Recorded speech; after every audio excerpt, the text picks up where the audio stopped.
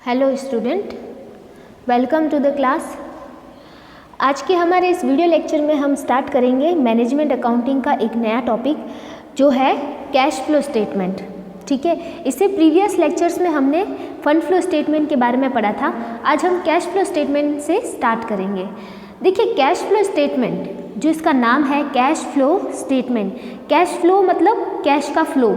तो ये एक ऐसा स्टेटमेंट होता है जो कि क्या रिप्रेजेंट करता है, कैश के फ्लो को रिप्रेजेंट करता है कि कैश कहाँ से बिजनेस के अंदर आता है और कहाँ हम उस कैश को यूज़ करते हैं। ये सारी चीज़ें, ये जो रिप्रेजेंटेशन है वो इस स्टेटमेंट के अंदर होता है, इसलिए इसका नाम है कैश फ्लो स्टेटमेंट। ठीक है, देखिए इसकी एग्जैक्ट मीनिंग हम लिटरली देख लेते हैं। Cash flow statement is a financial statement that summarizes the amount of cash and cash equivalent entering and leaving a business। तो कैश फ्लो स्टेटमेंट एक ऐसा फाइनेंशियल स्टेटमेंट है जो कि कैश की अमाउंट को समराइज फॉर्मेट में शो करता है और साथ में ये भी शो करता है कि कहाँ से कैश बिजनेस के अंदर एंटर हो रहा है और कहाँ हम कैश को यूज़ कर रहे हैं, कहाँ से कैश जा रहा है। ठीक है, तो ये सारी चीज़ें बताता है हमें कैश फ्लो स्टेटमेंट। ये एक तरह का फाइनेंशियल स्टेटमेंट है जो कि कैश की अमाउंट को कहाँ से आ रही है और कहाँ यूज़ हो रही है एक समराइज फॉर्मेट में बताता है। ठीक है, फिर देखिए इस चीज़ को हम समझ सकते हैं एक इस डायग्राम के थ्रू। देखिए कैश और कैश इक्विवेलेंट, इसमें कैश फ्लो स्टेटमेंट में कैश एंड कैश इक्विवेलेंट दो चीज़ें डाली हुई है। मतलब कैश तो आएगा ही, लेकिन कैश के इक्विवेलेंट जैसे फॉर एग्जांपल बैंक, तो ये चीज़ें भी कैश मानी जाएगी इसके लिए। ठीक है, कैश इन हैंड और कैश एट बैंक ये माने जाएंगे कैश एंड कैश इक्विवेलेंट। और कैश फ्लो स्टेटमेंट में कैश एंड कैश इक्विवेलेंट्स की बातें की जाएगी। कैश एंड कैश इक्विवेलेंट्स के बारे में ही हम पूरा स्टेटमेंट बनाएंगे। ठीक है, तो देखिए अभी इसमें क्या है कि कैश फ्लो स्टेटमेंट क्या बता रहा है, inflow and outflow of the cash and cash equivalents. ठीक है, तो ये इनफ्लो और आउटफ्लो होता कैसे है, तीन एक्टिविटी के थ्रू। ये इनफ्लो और आउटफ्लो जिसे हम क्या कह सकते हैं, मूवमेंट ऑफ कैश। ठीक है, ये जो मूवमेंट ऑफ कैश है वो होता कैसे है, ऑपरेटिंग एक्टिविटी से, इन्वेस्टिंग एक्टिविटी से और फाइनेंसिंग एक्टिविटी से। ठीक है, तो ऑपरेटिंग एक्टिविटी मतलब जो बिजनेस की एक्टिविटी हैं, जो बिजनेस के लिए की जाती हैं वो एक्टिविटी। इन्वेस्टिंग एक्टिविटी जो कि बिजनेस के इन्वेस्टमेंट और असेट से रिलेट रखती है। ठीक है, और फाइनेंसिंग एक्टिविटी जो कि बिजनेस के फाइनेंस से संबंध रखती है, जो बिजनेस के फाइनेंस से रिलेटेड होती है, जैसे शेयर कैपिटल या फिर बिजनेस की जो लॉन्ग टर्म जो लोन की फैसिलिटी है वगैरह। तो ये जो सारे फाइनेंसिंग जो बिज़नेस की कैसे की गई है, फाइनेंशियल प्लानिंग, तो उससे रिलेटेड जो एक्टिविटीज़ होती है वो फाइनेंसिंग एक्टिविटीज़ होती हैं। तो इन एक्टिविटीज़ के थ्रू जो कैश का मूवमेंट होता है, जो इनफ्लो और आउटफ्लो होता है, जो यूज़ और एप्लीकेशन होता है, जो कैश का जनरेशन होता है, ये सारी चीज़ें रिप्रेजेंट करता है कौन, कैश फ्लो स्टेटमेंट। ठीक है, और कैश फ्लो स्टेटमेंट में कैश का मतलब कैश एंड कैश इक्विवेलेंट है, जिसमें कैश इन हैंड और कैश एट बैंक दोनों चीज़ें कंसिडरेशन में ली जाती हैं। ठीक है, अब चलते हैं हम एक एक एक्टिविटीज़ के बारे में देखते हैं।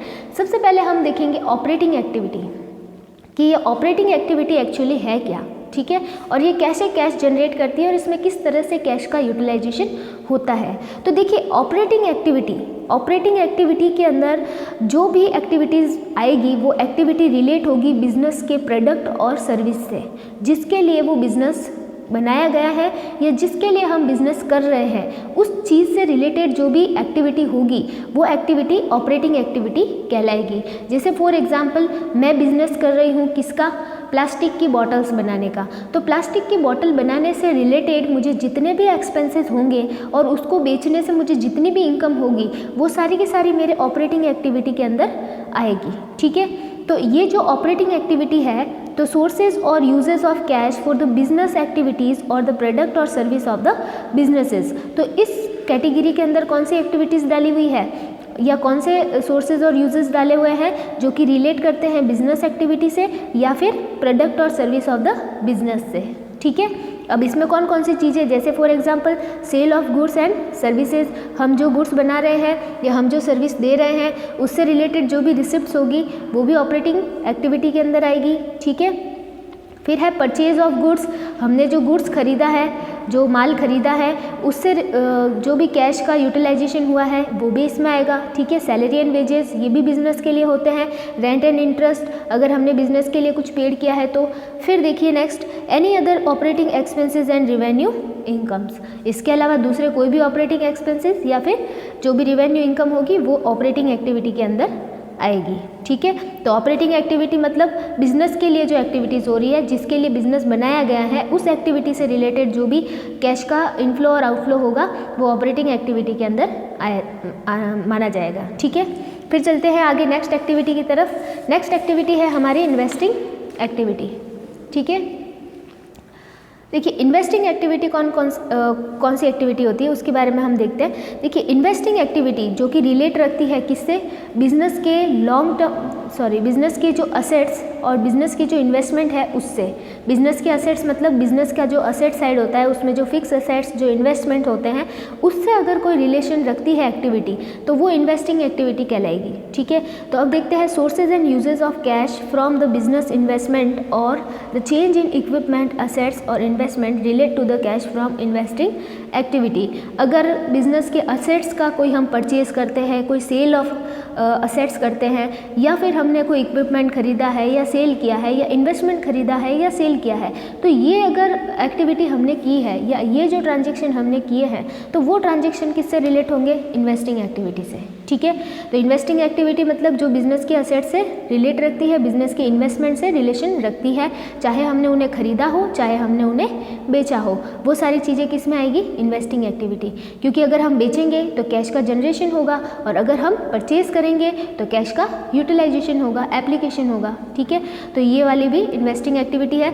अब इसमें क्या क्या चीज़ें आ सकती है, परचेज और सेल ऑफ असेट्स, अगर हमने परचेज या सेल किया है असेट्स का तो वो इन्वेस्टिंग एक्टिविटी होगी। और परचेज और sale of long term investment, अगर हमने लॉन्ग टर्म इन्वेस्टमेंट को परचेज या सेल किया है तो वो इन्वेस्टिंग एक्टिविटी होगी। और फिर है इंटरेस्ट ऑन इन्वेस्टमेंट और डिविडेंड रिसीव, अगर हमने कोई इन्वेस्टमेंट खरीद रखा है किसी और बिजनेस का, किसी और कंपनी का, तो उसके ऊपर हमें इंटरेस्ट रिसीव होगा, ठीक है। तो वो इंटरेस्ट भी हमारे इन्वेस्टिंग एक्टिविटी में आएगा। और डिविडेंड रिसीव, हम जो डिविडेंड देते हैं शेयर कैपिटल पे, वो तो बिजनेस के लिए क्या होता है, एक्सपेंसेस होता है। कौन सा, फाइनेंशियल एक्सपेंसेस होता है, ठीक है। वो फाइनेंशियल एक्टिविटी से रिलेटेड होगा, ठीक है। कैपिटल वो उस टाइप का एक्सपेंसेस होगा, फाइनेंशियल एक्सपेंसेस। लेकिन हमें अगर डिविडेंड रिसीव्ड हुआ है, इट मीन्स हमने किसी के इन्वेस्टमेंट परचेज कर रखे हैं, जैसे फॉर एग्जांपल एक कंपनी दूसरी कंपनी के शेयर परचेज करती है तो उसे दूसरी कंपनी से डिविडेंड रिसीव होता है, तो ये वो रिसीव वाला डिविडेंड है जो उसे अपने इन्वेस्टमेंट पे मिला है, तो ये रिसीव वाला डिविडेंड होगा, इन्वेस्टिंग एक्टिविटी के अंदर आएगा, ठीक है। फिर चलते हैं नेक्स्ट एक्टिविटी की तरफ। नेक्स्ट एक्टिविटी है हमारी कौन सी, फाइनेंसिंग एक्टिविटी। अब ये फाइनेंसिंग एक्टिविटी जो कि बिजनेस के फाइनेंस से रिलेट रखती है। बिजनेस की फाइनेंस मतलब बिजनेस की फाइनेंसिंग प्लानिंग से रिलेटेड, मतलब कि बिजनेस की कैपिटल से रिलेटेड, बिजनेस के लोन से रिलेटेड, ठीक है। तो ये देखिए inflow and outflow of cash relate to किससे, शेयर कैपिटल से, लॉन्ग टर्म लोन से और किससे, लॉन्ग टर्म बोरोविंग से। अगर हमें कोई कैश का इनफ्लो या आउटफ्लो हुआ है किसके थ्रू, शेयर कैपिटल के थ्रू, लॉन्ग टर्म लोन के थ्रू या फिर लॉन्ग टर्म बोरोविंग के थ्रू, तो वो किस में आएगा, फाइनेंसिंग एक्टिविटी में आएगा, ठीक है। जैसे for example issue of share capital, issue of share capital किया हमने तो हमें क्या हुआ, कैश रिसीव हुआ, वो फाइनेंसिंग एक्टिविटी में आएगा। अगर हमने प्रेफरेंस शेयर का रिडम्पशन किया तो हमने क्या किया, कैश का यूटिलाइजेशन किया, कैश का एप्लीकेशन किया, तो वो कैश का आउटफ्लो हो गया, वो भी किससे, फाइनेंसिंग एक्टिविटी से रिलेटेड। फिर अगर इसी तरह हमने लोन लिया है तो कैश का इनफ्लो होगा, ठीक है। और अगर हमने लोन का रीपेमेंट किया है तो कैश का आउटफ्लो होगा। और इसी के साथ में अगर हमने कोई लॉन्ग टर्म बोरोविंग्स या कोई डिबेंचर वगैरह इशू कर रखे हैं तो वो सारी चीज़ें भी इसी के अंदर आएगी। डिबेंचर इशू करेंगे तो हमें कैश रिसीव होगा और अगर हम उनका रिडम्पशन करेंगे तो हम उसमें कैश का यूटिलाइजेशन करेंगे, ठीक है। अब देखिए इसमें हमें क्या करना पड़ेगा कि हमने शेयर कैपिटल इशू कर रखी है तो हम डिविडेंड क्या करेंगे, पेड करेंगे, ठीक है। क्या करेंगे, डिविडेंड पेड करेंगे। तो डिविडेंड पेड करना किस में आएगा, फाइनेंसिंग एक्टिविटी के अंदर आएगा, ठीक है। डिविडेंड पेड किया है तो फाइनेंसिंग एक्टिविटी, इंटरेस्ट पेड किया है तो किस में आएगा, फाइनेंसिंग एक्टिविटी। अगर ये रिसीव्ड होता तो किस में आता, इन्वेस्टिंग एक्टिविटी, ठीक है। और पेड किया है तो किस में आएगा, फाइनेंसिंग एक्टिविटी। ये बात आपको ध्यान रखनी है कि dividend paid financing activity, interest paid financing activity, जबकि डिविडेंड एंड इंटरेस्ट रिसीव्ड किस में जाएगा, इन्वेस्टिंग एक्टिविटी। ठीक है, क्लियर हो रहा है मैटर। फिर चलते आगे, ये थी अपने इन्वेस्टिंग पूरी फाइनेंसिंग एक्टिविटी। तो फाइनेंसिंग एक्टिविटी में क्या क्या चीज़ें आएगी, हमारे शेयर कैपिटल से रिलेटेड अगर कोई ट्रांजेक्शन हुआ है वो, हमारे लॉन्ग टर्म लोन से रिलेटेड, लॉन्ग टर्म बोरोविंग से रिलेटेड। ठीक है, अब चलते हैं हम आगे। अब हमें करना क्या है, हमने तीनों एक्टिविटीज़ के बारे में पढ़ लिया, कैश फ्लो स्टेटमेंट क्या होता है वो पढ़ लिया। ठीक है, कैश का मूवमेंट कैसे होता है, फ्लो इनफ्लो कैसे होता है वो हमने देख लिया। अब हमें करना क्या है, अब हमें करना है कैश फ्लो स्टेटमेंट बनाना है। ठीक है, कैश फ्लो स्टेटमेंट कैसे बनाना है, तो देखिए कैश फ्लो स्टेटमेंट बनाने के लिए क्या होता है, एक फॉर्मेट होता है कुछ इस टाइप से। आपको बनाना पड़ेगा कैश फ्लो स्टेटमेंट इस फॉर्मेट के अंदर। ठीक है, फॉर्मेट दिख रहा होगा आपको, कुछ इस टाइप से है। अब ये फॉर्मेट है बड़ा छोटा, दिख भी आपको इजी रहा है, एक बार देख लेते हैं कैसा है। सबसे पहले ऊपर आपको हेडिंग लगानी है क्या, cash flow statement for the year end date, जिस भी डेट को आपको वो बनाना है। ठीक है, फिर आपको करना क्या है, आपकी जो तीनों एक्टिविटी है कौन कौन सी, ऑपरेटिंग, इन्वेस्टिंग और फाइनेंसिंग। अब ये तीन एक्टिविटी बहुत मेन होती है कैश फ्लो स्टेटमेंट के लिए। ठीक है, तो तीनों एक्टिविटी कह सकते हैं कि कैश फ्लो स्टेटमेंट की बहुत ज़्यादा बेसिक चीज़ें हैं। तो ये तीनों एक्टिविटी से जो भी आपको कैश फ्लो या कैश जनरेशन होगा वो आपको इस स्टेटमेंट के अंदर लिखना है। जैसे सबसे पहले हमें ए पॉइंट डाल के क्या कैलकुलेट करना है, cash flow from operating activity. सबसे पहले हमें कैलकुलेट करना है cash flow from operating activity. हमारी ऑपरेटिंग एक्टिविटी से जो भी हमें कैश फ्लो होगा, कैश जनरेशन भी हो सकता है और कैश का यूटिलाइजेशन भी हो सकता है। तो नेट कैश यूज़ या net cash generation from operating activity आपको कैलकुलेट करके और इस स्टेटमेंट के अंदर लिखना है, या फिर हम उसको डायरेक्टली इसी स्टेटमेंट में भी कैलकुलेट कर सकेंगे। ठीक है, वो आगे हम देखेंगे कैसे करना है। फिर देखना B, cash flow from investing activity, और जो भी इन्वेस्टिंग एक्टिविटी से कैश फ्लो होगा या कैश यूज़ होगा वो हम कैलकुलेट करके यहाँ पे सेकेंड नंबर पे लिख देंगे। फिर थर्ड नंबर पे हमें लिखना है cash flow from financing activity. जो भी फाइनेंसिंग एक्टिविटी से आपको कैश इनफ्लो या आउटफ्लो जो भी होगा वो आप यहाँ पे लिखोगे। ठीक है, फिर इन तीनों एक्टिविटी से आप क्या करोगे, कैश फ्लो कैलकुलेट करोगे और फिर इसके बाद में आप क्या करोगे, इनकी टोटल लगाओगे। अब इसमें से हो सकता है कि कोई एक चीज़ माइनस में भी हो और कुछ चीज़ें प्लस में भी हो, तो जो माइनस वाली होगी वो उस टोटल में से माइनस हो जाएगी। ठीक है, जरूरी नहीं है कि सब में कैश जनरेशन ही हो, किसी में हो सकता है हमने कैश का यूटिलाइजेशन किया हो। तो ये तीनों एक्टिविटी से आप निकाल करके फिर आप इसकी करोगे टोटल, और टोटल करने के बाद उस टोटल को हम क्या कहेंगे, नेट इंक्रीज या net decrease in cash and cash equivalent. जब हम इन तीनों की टोटल करेंगे तो हमें पता चलेगा कि कितना नेट इंक्रीज या डिक्रीज हुआ है कैश एंड कैश इक्विवेलेंट के अंदर। ठीक है, फिर आप इसकी टोटल निकाल के इसमें आपको ऐड करना है, क्या ऐड करना है, ऐड करना है आपको opening balance of cash and cash equivalent. आपका जो भी कैश एट बैंक या कैश इन हैंड का जो भी ओपनिंग बैलेंस होगा वो आप इस टोटल के साथ में ऐड करोगे, और ऐड करने के बाद आपको क्या रिसीव होगा, आपको रिसीव होगा closing balance of cash and cash equivalent. ठीक है, आपको क्लोजिंग बैलेंस इससे रिसीव होगा। फिर आप क्या करोगे, इससे आप अपने जो बैलेंस शीट में आपको क्लोजिंग बैलेंस दे रखा है कैश एंड कैश इक्विवेलेंट का, उससे आप इसका कंपैरिजन करोगे। अगर ये और आपका closing balance of cash and cash equivalent बराबर होता है, इसका मतलब आपका क्वेश्चन क्या है, सही है। ठीक है, मतलब इससे आप कैलकुलेट कर पाओगे अपना closing balance of cash and cash equivalent, और फिर आपके पास जो बैलेंस होगा क्लोजिंग बैलेंस, उससे आप इसका कंपैरिजन करोगे। ठीक है, अब ये स्टेटमेंट है तो बड़ा इजी कि तीनों एक्टिविटी से क्या करना है, कैश फ्लो कैलकुलेट करना है, फिर इसकी टोटल करनी है, उसमें कैश का ओपनिंग बैलेंस ऐड करना है और उससे हमें क्लोजिंग बैलेंस मिल जाएगा। ठीक है, और फिर अपने वाले क्लोजिंग बैलेंस से उसका कंपैरिजन करना है। इजी है, बस हमें करना क्या है, इन तीनों एक्टिविटी से कैश फ्लो कैसे निकालते हैं वो सीखना है। ठीक है, हमें क्या सीखना है कि तीनों एक्टिविटी से किस तरीके से कैश फ्लो कैलकुलेट करना है। तो अभी हम स्टार्ट करते एक एक करके। सबसे पहले हम सीखेंगे क्या, cash flow from operating activity. ठीक है, कि कैश फ्लो ऑपरेटिंग एक्टिविटी से कैसे निकाला जाएगा। देन हम सीखेंगे इन्वेस्टिंग एक्टिविटी से, और फिर हम सीखेंगे फाइनेंसिंग एक्टिविटी से। ठीक है, ये बहुत ईजी है, स्टेप बाय स्टेप हम पढ़ेंगे तो हमें अच्छे से समझ में आ जाएगा।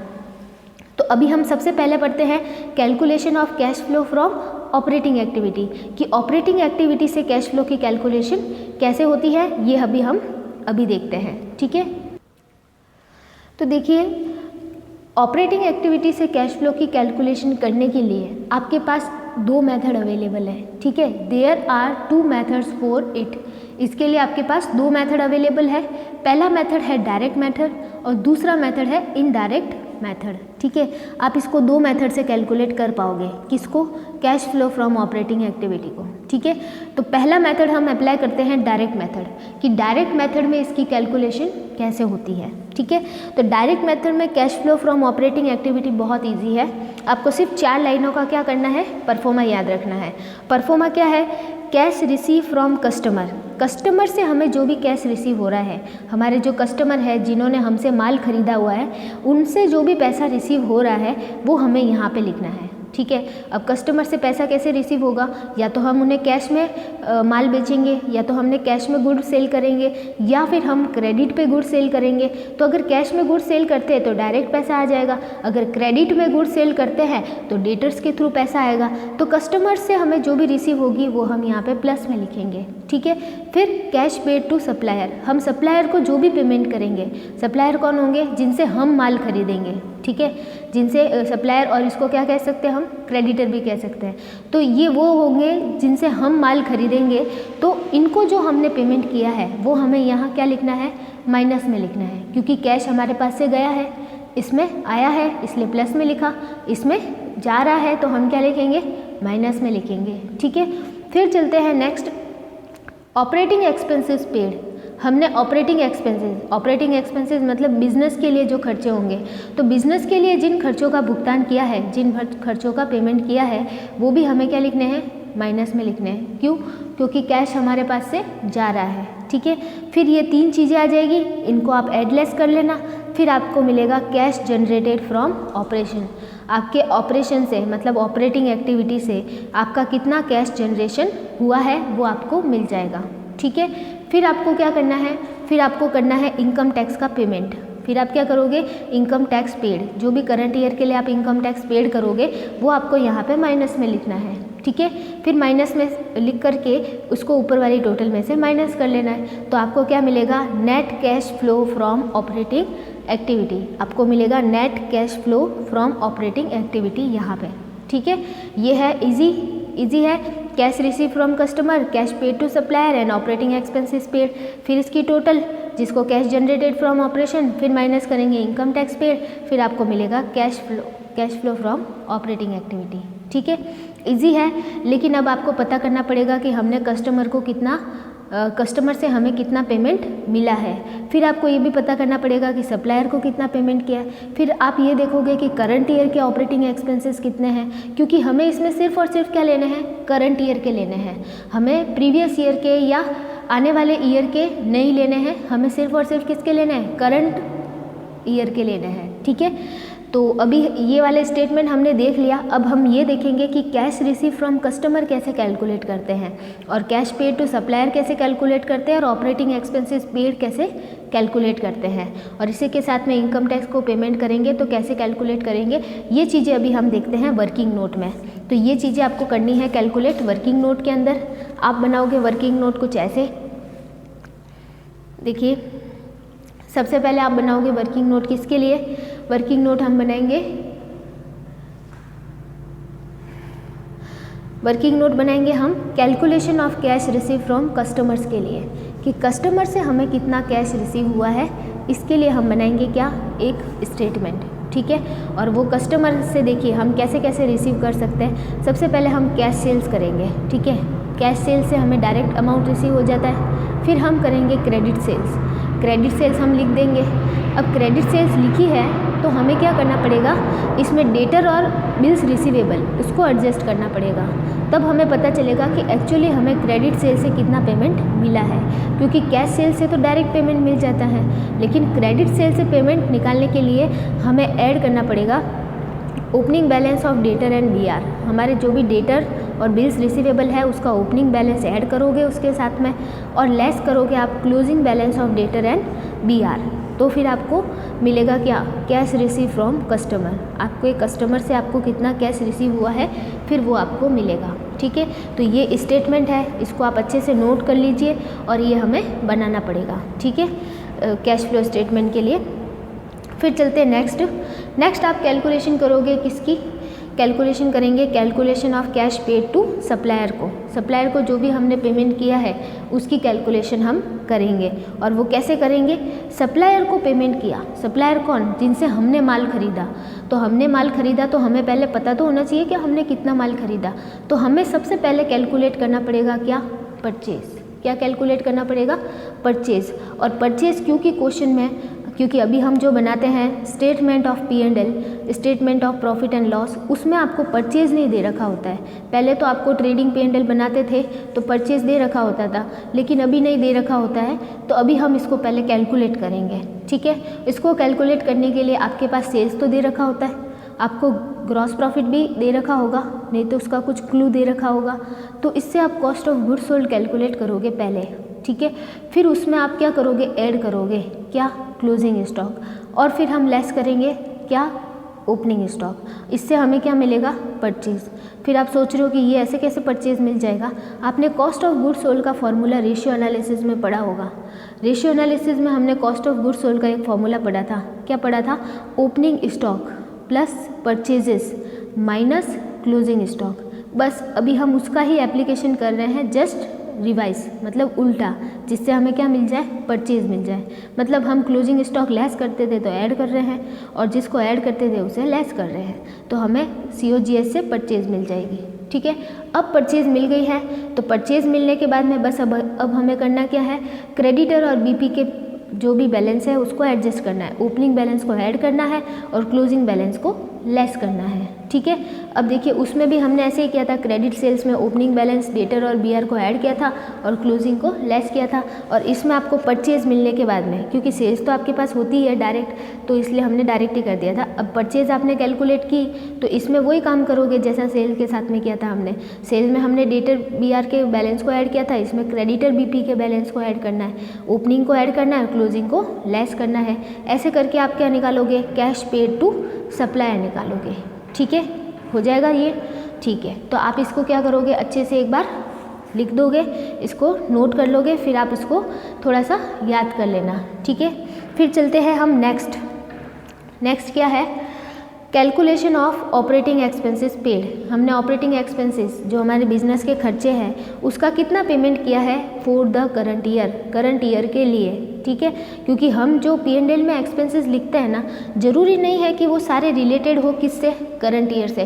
कई बार हम क्या करते हैं कि प्रीवियस ईयर के एक्सपेंसेस का भी करंट ईयर में पेमेंट कर लेते हैं। जैसे प्रीवियस ईयर का कोई आउटस्टैंडिंग चल रहा होता है तो उसका हम पेमेंट करंट ईयर में कर लेते हैं। और कई बार हम क्या करते हैं, आगे आने वाले ईयर के लिए प्रीपेड कर देते हैं एक्सपेंसेस को। तो ये जो प्रीपेड और आउटस्टैंडिंग होते हैं ना, इसके लिए हमें थोड़ा सा ध्यान रखना पड़ता है कि कहीं वो पिछले ईयर से तो रिलेटेड नहीं है, या फिर कहीं वो आने वाले ईयर से रिलेटेड तो नहीं है। तो हमें इसमें जो ऑपरेटिंग एक्सपेंसेस लेने हैं वो सिर्फ और सिर्फ किसके लेने हैं, करंट ईयर के लेने हैं। इसलिए हमें थोड़ा सा उन ऑपरेटिंग एक्सपेंसेस को भी कैलकुलेट करना पड़ेगा, ठीक है। अब देखिए क्या करना है आपको, सबसे पहले लिखना है ऑपरेटिंग एक्सपेंसेस, और जो ऑपरेटिंग एक्सपेंसेस आपने P&L में चार्ज किए हैं, जो P&L में लिखे हुए हैं, वो आपको यहाँ पे लिखने हैं, ठीक है। फिर उसमें आपको क्या करना है, ऐड करना है। क्या ऐड करना है, prepaid expenses at the and, मतलब क्लोजिंग वाले प्रीपेड एक्सपेंसेस को ऐड करना है और ओपनिंग वाले आउटस्टैंडिंग एक्सपेंसेस को ऐड करना है, ठीक है। और लेस करना है आपको prepaid expenses at the beginning और outstanding expenses at the end. अब आप ये सोच रहे हो कि ये वाला क्रिटिकल मोमेंट हम कैसे करेंगे, हमें कुछ समझ में नहीं आ रहा है। तो देखिए इसको मैं आपको एक सिंपल ही फॉर्मेट में समझाती हूँ। जैसे कि देखिए आपका ये ईयर है, और ईयर आपका, जैसे मैं आपको बता देती हूँ, हम नॉर्मली ले लेते हैं जनवरी से, 1 जनवरी से लगा करके हमारा ईयर चल रहा है कब तक, 31 दिसंबर 2020 का। ये एक एग्जांपल ले लेते हैं। अब देखिए मैं आपको एक बात बताती हूँ, वो बात ये है कि देखिए अगर आपके पास कोई आउटस्टैंडिंग एक्सपेंसेस है, कौन सा आउटस्टैंडिंग एक्सपेंसेस है, ओपनिंग वाला। अगर ओपनिंग आउटस्टैंडिंग एक्सपेंसेस है, मतलब इस ईयर की स्टार्टिंग में आपके पास आउटस्टैंडिंग एक्सपेंसेस है, तो मतलब आउटस्टैंडिंग एक्सपेंसेस, ये आउटस्टैंडिंग एक्सपेंसेस ईयर की स्टार्टिंग का है, मतलब ये पिछले साल का है, ठीक है। पिछले साल का आउटस्टैंडिंग एक्सपेंसेस है जो कि इस साल की स्टार्टिंग में आपके पास था और इस साल में आपने क्या कर दिया, उसको पेड कर दिया। तो मतलब ये तो इस साल का है ही नहीं। जो ओपनिंग वाला आउटस्टैंडिंग एक्सपेंसेस होता है वो इस साल का नहीं होता है, वो किसका होता है, इससे पिछले वाले साल का होता है, ठीक है। इसी तरह आउटस्टैंडिंग एक्सपेंसेस अगर क्लोजिंग है तो इसका मतलब वो इस साल का है। क्यों? क्योंकि वो इस डेट पे है, तो इस डेट पे मतलब खर्चे इस समय हुए होंगे तो इस समय बकाया रहे होंगे, ठीक है। मतलब पूरे साल भर हुए होंगे तब क्लोजिंग में आपके पास बकाया रहे होंगे, आउटस्टैंडिंग रहे होंगे। तो ये जो आउटस्टैंडिंग एक्सपेंसेस है वो क्लोजिंग वाला वो होता है इस ईयर का, ठीक है। तो वो अगर आपका क्लोजिंग का आउटस्टैंडिंग जो बैलेंस होगा वो आपको क्या करना है, करंट ईयर का मानना है, ठीक है। अब देखिए इसी तरह बात करते हैं हम प्रीपेड एक्सपेंसेस की। ये हमारा ईयर है 1 जनवरी और 31 दिसंबर। अगर प्रीपेड आपने कर दिया है कब, ईयर की स्टार्टिंग में, ईयर की ओपनिंग में, ठीक है। स्टार्टिंग में हमने प्रीपेड किया, तो स्टार्टिंग में प्रीपेड किया मतलब इस साल के लिए किया होगा पूरा का पूरा, ठीक है। और अगर हमने प्रीपेड किया कब, एंडिंग में मतलब क्लोजिंग में, तो मतलब वो इससे बाद वाले ईयर के लिए किया, ठीक है। समझ में आ गया। प्रीपेड अगर क्लोजिंग जो है वो कब होगा, इससे आगे आने वाले साल के लिए होगा, और स्टार्टिंग में होगा तो मतलब इस वाले ईयर के लिए होगा। तो प्रीपेड ओपनिंग होता है इस ईयर का और क्लोजिंग होता है आने वाले साल का, ठीक है। तो अब आपको क्या करना पता है, जो ऑपरेटिंग एक्सपेंसेस है उसमें आपको क्या करना है कि जो प्रीपेड एक्सपेंसेस है ना, वो प्रीपेड एक्सपेंसेस ओपनिंग वाले वो तो आपको इसमें से क्या करने हैं, लेस, ठीक है। ओपनिंग वाले लेस क्यों करने हैं, क्योंकि वो वास्तव में इस साल से रिलेटेड है, ठीक है। और क्लोजिंग वाले क्या करने हैं, ऐड, ठीक है। अब आउटस्टैंडिंग एक्सपेंसेस की बात करते हैं। तो आउटस्टैंडिंग एक्सपेंसेस ओपनिंग वाले क्या करने हैं आपको, ऐड, और क्लोजिंग वाले क्या करने हैं, लेस। समझ में आ गया। क्लोजिंग है मतलब इस साल के हैं वो लेस करने हैं, और ओपनिंग वाले हैं जो इससे पिछले साल के थे वो आपको क्या करने हैं, ऐड करने हैं। अब ऐड क्यों करने हैं, क्यों, वो तो लेस करने चाहिए। ऐड इसलिए करने हैं क्योंकि आपने पहले से उसको लेस कर दिया है। जब हम P&L बना रहे होते हैं ना तो हमने पेमेंट किया, तो जैसे ही हमने पेमेंट किया उसको हमने क्या कर दिया, लेस कर दिया।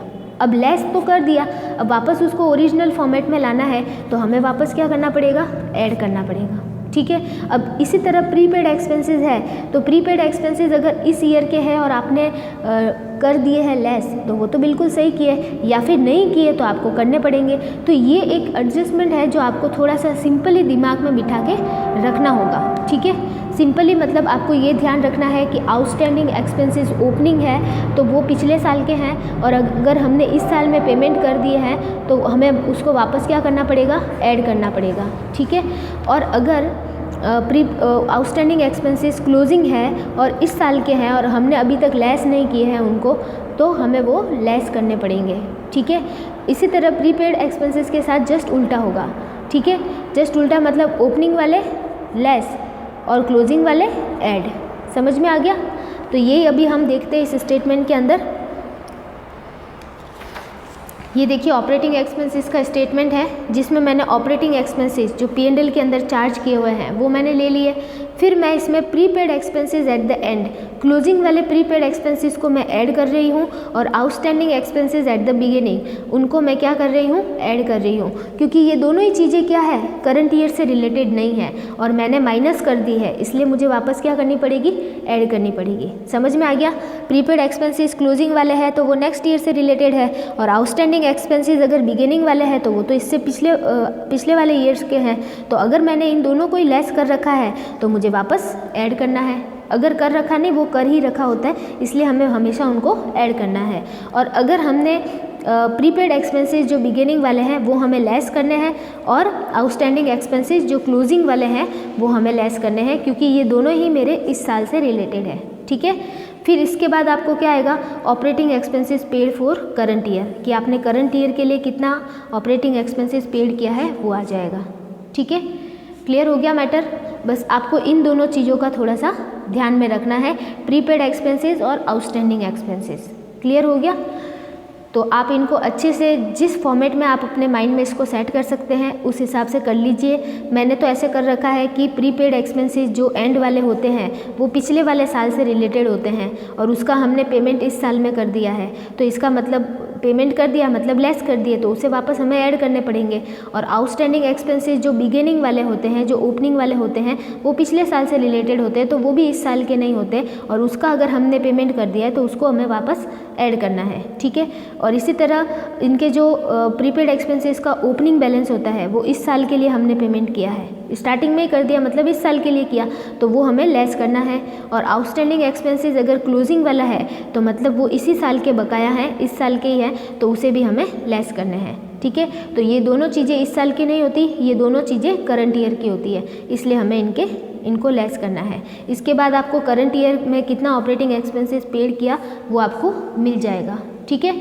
फिर चलते हैं हम आगे, एक स्टेटमेंट और बचेगा आपके और वो होगा किसके लिए, इनकम टैक्स पेड के लिए, कि आपने करंट ईयर का कितना इनकम टैक्स पेड किया है।